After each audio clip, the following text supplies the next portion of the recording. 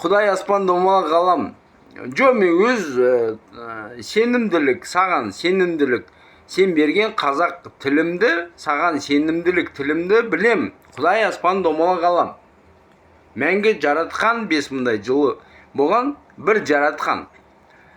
Мәңгі жаратушы.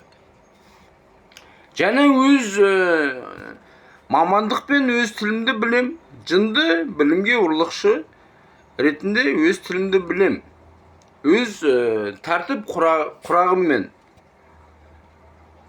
Және білмейм, енді Құдайым-ау, сол осы ойға, жүрекке, жанға кіріп, кімде қандай тәртіп құрағы бар.